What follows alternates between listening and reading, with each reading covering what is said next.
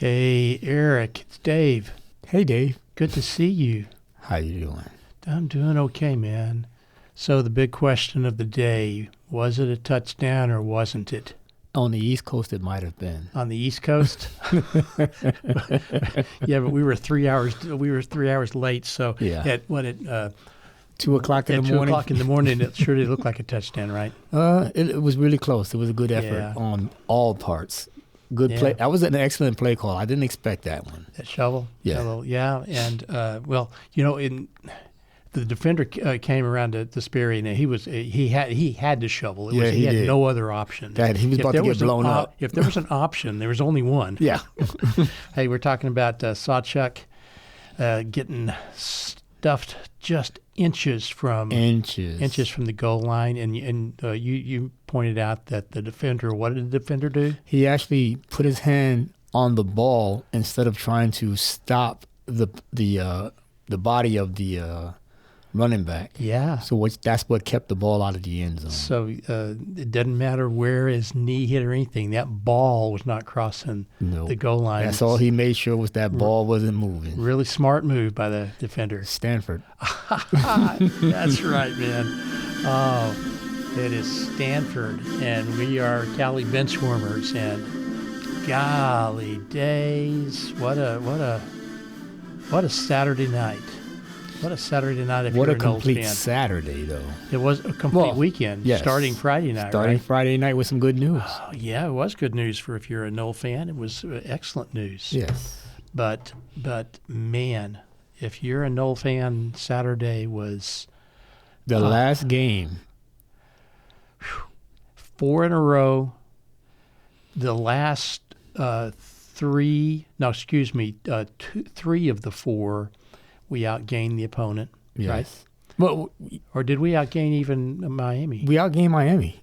We outgained them. We held the ball longer. Yeah. We just didn't score enough points. But again, this is a stat. If you look at the stat line. Yes. 22 first downs. Yeah. 444 total yards. 311 passing. 133 rushing. That's FSU. Stanford's is 19 first downs, 239 total, 239, right. 293 total yards, 161 passing, and 132 rushing. Yes, and they lost their starting quarterback. Yes. In the second quarter. Yes. They lost their starting running back. Yes. In the second quarter. And their backups. They lost their starting right tackle. That's right. They did lose their starting right tackle. At the same time, they lost their starting quarterback. Yeah. So, man, if you just think about that, you've got all that going for you. And we won the turnover battle. Yeah, one pick. But here's where we lost. This is the battle that we lost. We lost the battle of the penalties. Yes. We lost the battle of the dumb-headed penalties. Yes. I'm going to go in the order of what I remember. First play of the game. First play of the game. How do you have that penalty on the first? I can understand. Okay. False start, whatever, holding, but delay of game on your first. Anyway, okay, so and that the was plays are scripted. Yeah, right. So that, if nothing else, that was maybe an indicator that this game is not going to go the way that you wanted it to. Yeah. So, but then was that Jerry Wilson who jumped off sides on the that we had held them they were driving down to a field goal attempt that was made. The field goal attempt was it wasn't more than an attempt. He actually kicked it, missed the field goal. Yes. But our offsides penalty, it was 4th and 4. 4th and 4, yes. Gave him a first down. 2 plays later, touchdown. That was then okay. That was indicator number 2. Yes.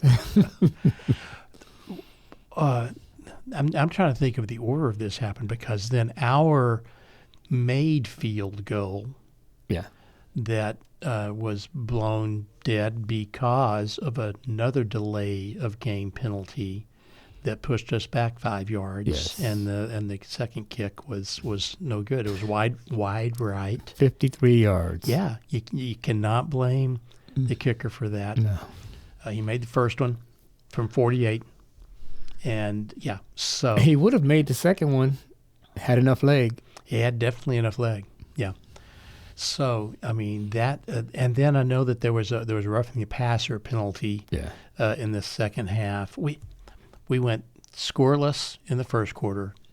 We scored a touchdown. We tied it up at field goals. It was 3-3. Right. Oh, okay. Yeah. And then they scored a touchdown. And then they scored. They went up 13-3. Right. Then we scored on that. I mean, that play by Castellanos. Yes. He was airborne, went head over heels, and still tucked the ball and still inside the pylon. Yeah, and then held on the ball even when he hit the ground. That was a an ESPN worthy play. Absolutely. And probably was still there. Of course, it was in a losing attempt of. Castellanos has been giving the team opportunities to win. Yeah. I'm not going to say that he's been perfect. No, but he actually gives the teams chances to win. Yeah. I did like how Sperry came in, and even when it looked really dire, he got us in a chance. He got us in a spot too. It was a long pass. Who was that pass to? It wasn't the Deuce, was it? Danzy. Danzy jumped up in between three defenders and got us down to within range to score. Right. Yes. And then there was a pass interference on an incomplete pass right into the end zone. So with no time left, and so that gave us the untimed down last from the play 2-yard line. Right from the 2, and that's where they stuffed. At least they may not have stuffed Sawchuk. It's a game of inches. It is a game of inches, and man, but we should never have been in that position in the fourth quarter of a game against Stanford. Right. Particularly as a 17.5-point favorite. 17.5-point favorite against a backup. In fact, the backup running back, it was his first career 100-yard game. Yes. And he didn't even enter the game until the middle of the second quarter, right? That's, I saw the post-game press comments by Norvell. He didn't look as angry, as upset as he did after the Pitt game. Yeah. But in this one, he just said it's all on me. I didn't have the team ready. But you know what? It's on everybody. Yeah. But if you haven't been able to get a team motivated to win their first ACC game against an opponent that they clearly should have beaten, I'm not sure. How do you get them up even for homecoming in 2 weeks? I'm not sure. I know. Yeah. Against a team that's going to be motivated. Yes. To be spoiler. Yeah, of course. For a homecoming. Yeah, yeah. Now, Wake, I think, has got one ACC conference win. Yes. We're down in the cellar with BC. Thank God for BC. Well, I mean, we're both still winless, as is UNC. BC's got, I think, a 2-4. We got a 3-4. Right. So we got that extra win. Yeah. Or maybe 2-5 is where BC is. Yeah, I'm not sure what positives you take away from this. By the way, I have not followed up on this, and then I know you've got more comments to make. But did Tommy went out after that hit on his slide? Yeah, they haven't said anything else about it. I haven't seen anything either. I was looking, I was scouring to see if they had any more information about it, but they haven't said anything. Yeah. The hit was a football play. Should the defender have not went after him? No, but it was one of those bang bang type things. Yeah. Because with Tommy, you never know what he's gonna do. Mm-hmm. So you play to the whistle. That's what we teach kids: play to the whistle. But it didn't look good when he got hit. Yeah, it didn't look good when he got hit, and I was glad he was able to get up, walk off the field. See, I will admit I bailed at the beginning of the fourth quarter, so I didn't see the play. So I was just going to ask you: did he get up and walk off on his own? Yeah, he got up and walk off on his own. Well, then that's good. That's good news. But he didn't go back in. Sperry came in. It was he got sacked. Yeah. But he had run about 30-yard run, right? Yeah. And then he slid and got hit, and then he was out, and then Sperry came in, and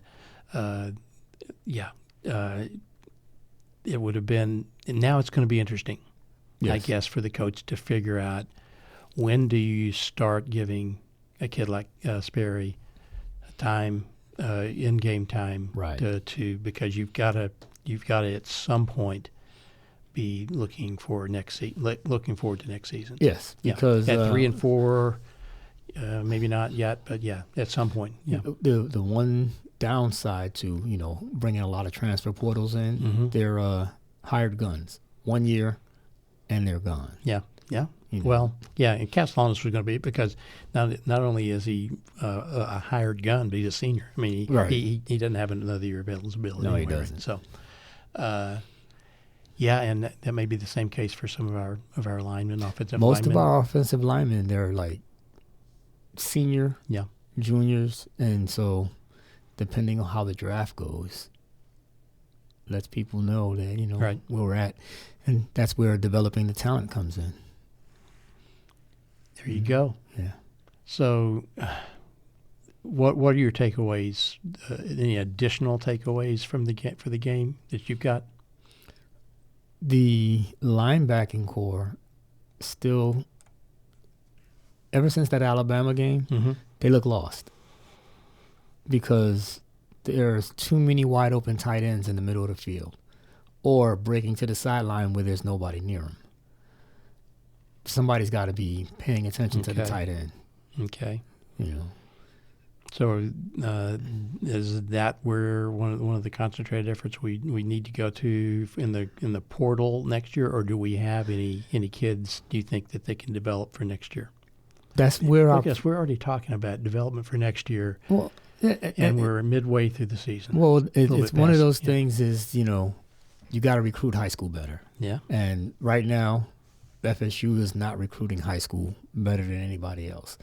We're doing good in the transfer portal, but when you need the next man up, you don't have that guy who's been there. And a lot of these guys that come as hired guns, they don't have that Knoll tradition in them. Of course not.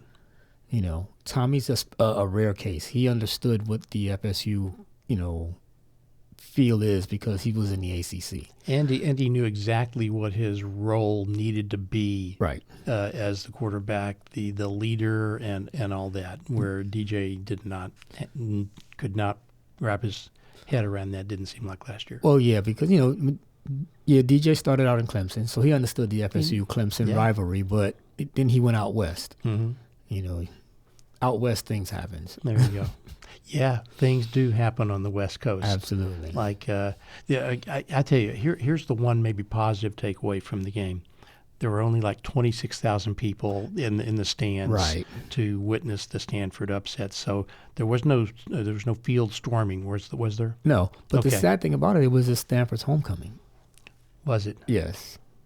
Yeah. Okay. And it was only 26,000. Only 26,000 people. Well, Stanford hasn't been doing well this year. Has not been doing well this year. And talking about recruiting, high school recruiting, it's tough if you're a coach to get kids interested in your program. Right. Coming off a 2-10 season, and then even this year, recruiting, and even one year beyond that, it's going to be tough recruiting this year. And they're out recruiting all during the season. You got to be able to pick the right. And not everybody's going to go after the superstars, right? So those may be the really tough ones to get in. But so you got to be able to pick the right kind of second tier kids in some cases, right? That end up being big stars, right? And that's so very true. But you can get some of these top recruits to buy in. Yeah, you just gotta one of the things you can sell them is early playing time. Everybody wants early playing time because they want that extra film. So that's one of the ways to do it. So, you know what? It makes it hard when you keep hiring a whole bunch of hired guns to tell a high school kid, hey, you're going to get some early playing time if you come here. Yeah. I just realized something that, it's a tradition in this podcast to hear this sound. And really, it was tough to want to even hear this sound. Yes. It still makes you feel good, though, right? It does. It does. Because we still have a lot of winning sports. We do. And we've got the tradition, talking about, the FSU way. Yes. But, normally I would have hit that, and we would have heard that sound. I would have hit that audio clip. Wasn't a whole, I did hear a little sprinkling of that in the crowd. Yes. Saturday night, but not too much. No. We couldn't get past talking FSU without at least a war chant, even though it's not really anything positive to talk about right now. We've got Wake Forest coming up. Yeah. Our ACC record isn't that great. You could say that again. Our ACC record isn't that great. Do we 11 of the last 12? Yeah. We haven't won an ACC game in over a year. 9 consecutive ACC losses. Right. A calendar year of no ACC wins. Yeah, right. That's crazy. Well, it's crazy to think about. You would never as a Noel fan, would you ever think that could be possible? You would never think that the Noles would be a bottom dweller in a conference that they put on a map. Yeah, and in a conference that just a year and a half ago we were trying to find a way out of so that we could go compete in another conference. Right, but I will say this. You asked for a bright spot. Mm-hmm. One of the bright spots is against the SEC. We have a winning record against the SEC teams. Yeah, and our foe in Week 1, Alabama, has done nothing except win games and climb into the standings. Number 4. Yeah. So let's. I think unless you have anything spectacular to talk about FSU football again, let's talk about. It was an exciting weekend. Yes. Exciting weekend with upsets galore. 9 of the top 25 fell. Right. There was I 4 think, in the top 10. Yes. Yeah. A bunch of undefeateds actually got their first loss. Mm-hmm. So there were some firings. There were. There was a Norvell that was fired. There was a Norvell. From Colorado State. And I remember, he's had some issues with Dion out in the West. But so, yeah, Colorado State, Jay Norvell. Jay Norvell, yes. Okay. Billy, Mr. Napier from he actually won. Yeah. But you did say the one that wins the game has to fire their coach. Has to fire their coach, yeah. Well, So we lost the game. We had to keep our coach. The one that won the game had to fire their coach. Damn it. You are psychic. I'm psycho, but maybe not psychic. And he's got like a $21 million payout. Yeah. Not a buyout, it's a payout. I think that should start disappearing as far as these big contract payouts, to keep coaches, because with it being a win-oriented profession, yes, you want to keep a coach, but if they want to go, let them go. If they want to go, let them go. And this is what I say, because if a university fires them, the university has to pay out. Well, if they take another job, then it should be reciprocal of, hey, you owe us X amount of dollars to get out of this contract. I like that. You owe us X amount of dollars to get out of this contract. And so that would make these coaches think long and hard about running for greener pastures sometimes, because that would make the other school say, hey, if I got to pay his buyout, is he really worth that? Think twice about that. Yeah. So, James Franklin from Penn State was the big firing 2 weeks ago. And then we got Napier. There were 2 other coaches. I can't remember who they were. It was just a Norvell connection, and then Florida with the Napier, and that was just when was it going to happen? Well, Napier, he's been fortunate to get those must-win victories. Yeah. Mm-hmm. We thought Texas was going to be the saving thing for him, but even after they beat Texas. They lost the next game. Then they come back and meet Mississippi State. Yeah. And I guess their alumni was like, we're tired of this roller coaster. They've got to buy, so it's time to to make that change. And so $21 million for his buyout. I could live on that. I think I might be able to survive. Yeah. Hey, so Indiana, they had previously had their highest ranking, I guess, since 1949, and Correct. then now they jump up to number 2 because the former number 2 fell. Cryammy. Oh man, Louisville, who was unranked, comes in. They're ranked now. Comes into Doak South. To Doak South, yes. And puts it to the Hurricanes. Carson Beck, 4 interceptions. 4 interceptions, incredible. Yeah. Yes. And so Miami drops from 2 to 9. Correct. And then the Louisville Cardinals, they jumped up after being unranked. Now they are at 19. Yeah. Can't read my glasses. Yeah. So Louisville jumps in at 19. And so we've got, out of the ACC in the top 25, we've got Georgia Tech now is 7, right? Georgia, the Rambling Wreck. Georgia Tech may be the real deal. They are the real deal. Uh-huh. And the crazy thing about it is, last year's darling from the ACC, SMU, they're flying under the radar. They are actually doing well in ACC play. So beat Clemson. Yes. Yeah. This weekend, it was handily. Yeah. So SMU I don't think is ranked yet, but they will be if they keep winning. So we got 4. We got Georgia Tech. We got Miami. We got Virginia. Yes, they're chugging along. They're just chugging along, and then now Louisville is in the top 25. Well, we can talk about Alabama again. They started the season off with a loss, an unexpected loss, but if you put your head down and you go through the gauntlet that they've gone through.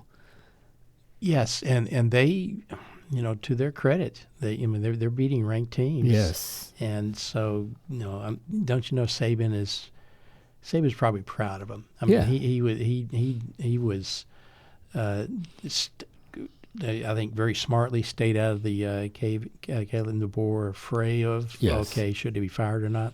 Good on coach for that. But maybe DeBoer's got it turned around now. Well, Alabama has the same expectation as FSU has. Absolutely.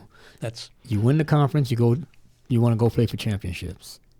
So I commend DeBoer for doing what he's doing, blocking out the noise, going forward. Exactly. And speaking of the Noles, I was planning to, and now I can't find it. There was there's been a lot of talk on social media and around water coolers the last couple of weeks, and certainly then after Saturday night of, it's a long flight back home. It's a long flight back home, but Michael Alford, athletic director, put out a public statement today. This is Monday. We're recording about 12:45 on Monday afternoon, but earlier today, Florida State football benefits from unmatched passion, support from the entire FSU family, and the commitment to our football program is unwavering.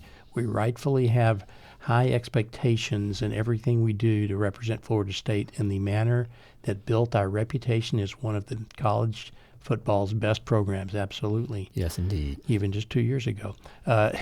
Cultivating an extraordinary group of supporters nationally and globally.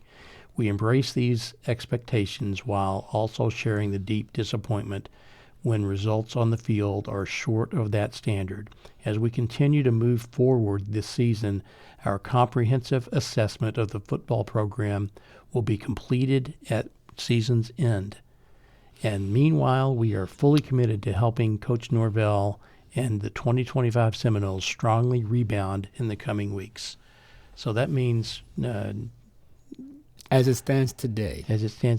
And I think it was a necessary thing for Michael Alford to put out because he needed to quiet the rumblings. It's not going to quiet the rumblings. It's not good. Well, it will. I think it will. It will for the next Since this bye week. It will for the bye week. Yeah. If we fail against Wake Forest, the rumblings will start again. Yes. Anyway, so I meant to mention this when we were talking about FSU and Wake, and that would have been a great war chant thing. You know what? We need That's that California fog. Yeah, maybe it is. We experienced the jet lag also, staying up to watch the game. Well, of course I did. Like I said, I dropped off at the beginning of the fourth quarter, so I missed the exciting end. Yes. But the result when I woke up, the score result didn't surprise me. Well, I will say this: it wasn't a failed onside kick attempt that ended the game for us this time. Yeah, so we went 2 games in a row where we were to the point of needing to kick an onside kick. So yes. But one score games we are not doing well. We are not at all. I tell you another, but because I want to talk about FAMU in a minute, but another team we should talk about is those Texas Longhorns. Archie, they beat Kentucky in overtime, 16-13, after bringing in only, or maybe I should say, 179 total yards. Wow, 179 total yards, and you win the game against Kentucky. Obviously, a game you were picked to win anyway, but. I guess to their credit, they lost Florida, and now they're going to make sure they do their best to win out in SEC games. But Archie, still not the player that we thought he was going to be. It's one of those things, you never know what you're going to. It's like Forrest Gump says, life is like a box of chocolates. Kentucky outgained them by more than 200 yards. It's not about the stats. It's about the numbers on the scoreboard. That's what we've been talking about all season long. And unfortunately for us, that's what we've been talking about all freaking season long. Well, not necessarily the first 3 weeks. After week 1, we thought the Noles were college football playoff bound. One thing, I have a bunch of Miami fans as friends, and somebody posted something that was so perfect. It says, Miami will always find a way in October to mess up their season. There you go. They will always find a way in October to mess up their season. So we got to see how Miami bounces back from this. But that's crazy. And we cannot leave the conversation here before we talk about FAMU. Absolutely. There's this kid named Monty Quinn. You ever heard of Monty Quinn? Before yesterday, no. Yeah, Monty Quinn, everybody. He's a running back for Division III Curry College in Massachusetts. Sets an NCAA, all college levels, an NCAA rushing record with 522 rushing yards. He was just unstoppable. 522 rushing, scored 7 touchdowns. They beat Nichols College 71-27. Yeah. But seemed like every time he touched the ball, he scored. The runs of 85s, 84, 76, 64, 58, 30, and then it was a Gavin Sawchuk 2-yard, but he scored. Yeah. That's incredible. I've never even imagined a running back getting more. I know there's most guys don't even get 500 in a season, and he got that in one game. And I want to see if I can remember. I think it was only on 20 carries. He carried the ball 20 times. His average. Yeah, that's crazy. If he carried the ball 20 times. So that's a 25-yard average per touch, more than 25 yards. That's crazy. That's impressive. That's impressive. I think this kid may move. Somebody's going to recruit him in the NIL. Yeah, somebody else snatch him up to get out of the Division III. Yeah. But yeah, so it's a cool story because we don't really think about the small colleges too much. There's a lot of good talent there. There is a lot of good talent. In high school, there's a lot of good talent. Everybody can't go D1, so yep, absolutely. They got to go somewhere. Whether FSU will go that deep and to find somebody, but I don't know. We have enough excellent running backs. We do. We've got the freshman Chroma. Chroma. He's a fast kid. And he's strong. He's strong, and it seems like every time he touches the ball, positive plays. Things are positive. But I love Sawchuk too. Sawchuk he's a beast. He's a good downhill runner. Yes, also. He is. Yeah, he kind of reminds you a little bit of Trey Benson. Yeah. Let's talk about our FAMU Rattlers, unless you'd like to talk about something else. There was this thing about homecoming that happened this week. Yeah, there was a homecoming celebration in Tallahassee. Yes. And the FAMU got off out of the losing bracket on games, and they thankfully won their homecoming this past weekend. Yes, against Alcorn State. Absolutely, it was festive all week long. And they had their parade.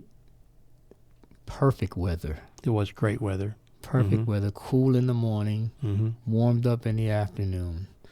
They sold out the stadium. Of course they did. So they were going to actually play the game outside of the stadium on the big screen, but they didn't do it for safety concerns. Oh, okay. Yeah, so they were going to do that. Now, what they might do, what they're talking about for next year is they might, if they sell out, they might have everybody go inside of the Lawson Center. Right. And play it. Yeah. That would be kind of cool. Absolutely. That'd be, stadium overflow. So they're 2-4 now. I mean, they needed this win badly. Like we did. Yes, exactly. Yeah. They've had a couple of games, kind of like us, where they've won the stat line but lost or been very close in the stats. Yes. But Alcorn State's 1-6, so both teams really needed the win. Yes. Yeah. But you if you beat the teams you're supposed to beat, everything's fine. They put up 26 points. And that's beautiful. They had 152 yards rushing. Johnson threw the ball for 323. Yes. Right? Yes, indeed. So 475 total offense. Their defense needed to tighten up a little bit. They gave only 304 yards, but you move and you keep climbing. Somebody's got to climb. You got to keep somebody climbing. in Tallahassee needs to climb. So what about what did the SWAC come down with finally on Bullard's suspension? He had to serve the 2-game suspension. Okay. So he was not the announcer for homecoming for the Marching 100. And I'm going to say that I was justified in upholding the 2-game suspension because his comments were just really unwarranted. Well, and the SWAC had made that decision. There was probably not any necessary reason for them to back away from that, although no FAMU just wanted it to be a 1-game suspension. Right. They wanted to be a 1-game suspension because this is actually his 50th year as being the voice of the Marching 100. So they wanted to celebrate that. But, actions have consequences. Yes. If you don't score enough points, you lose the game. Yeah. Yeah. So, good on FAMU. Maybe we can find some celebration with some victories wherever they happen in Tallahassee. Absolutely. On whichever campus it happens. Absolutely. In the coming weeks. Yes. Yeah. How's our volleyball team, our FSU volleyball team doing? They're doing well. They're doing well. ACC play is always rough because we do have those teams out there. Yeah. Like SMU, Cal, Stanford. Those are programs that are very strong in volleyball. Yeah. So us playing against those teams is always good. It's going to be tough. That travel to the West is always rough, but it's much needed because when you get into tournament play, Yeah, tournament play can happen anywhere Exactly. and not on much of a notice. Right. You're not noting being able to kind of, okay, and this season we're going to be out west twice or whatever. Yeah, Right. yeah. So, and it's good experience. So I like that. That's great. Our fall ball, Mm-hmm. baseball, Mississippi State, we split with them. I saw that. Yeah. So it's looking good. Softball, FAMU versus Florida State is coming up soon. Yes, as is. There's going to be a men's basketball exhibition game, Yes. FAMU, FSU, Yes. coming up. And speaking of basketball, I think we played Alabama on the men's and the women's, or I know the women Yes. played Alabama. Yes. The women did not win that game, but I think Coach Wyckoff is still pleased with, and Yes. Cindy Bowles is going to show herself as being probably the leader of the team this year. Yes, she shall. Yeah.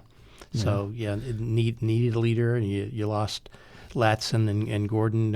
Yeah. Well, you lost Gordon. OMG. You lost Gordon Amaria because she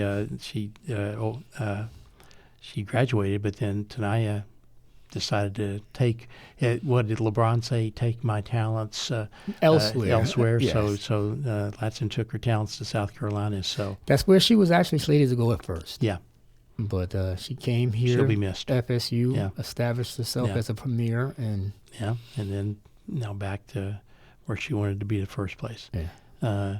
Anything else? Anything else here we need to chat about? No, I think we touched about everything we needed to touch. It's probably no breaking news between now and the Wake Forest game, but if there is, you know what you can do? You can always count on Tally Benchwarmers to bring it to you. Absolutely. And hey, all of you Tally Benchwarmers listeners, if you want to listen to a great podcast, not sports, although they've had us on the Speaking Of podcast, the WFSU production, you can find that anywhere you find your all of your podcast listening, and we hope that you'll maybe try that out. Gina Jordan and the gang from WFSU, lots of great stuff on that, and maybe even a Tally Benchwarmer segment. Want you try is coming up too. Possibly. But until next time, see you, man. See you, man.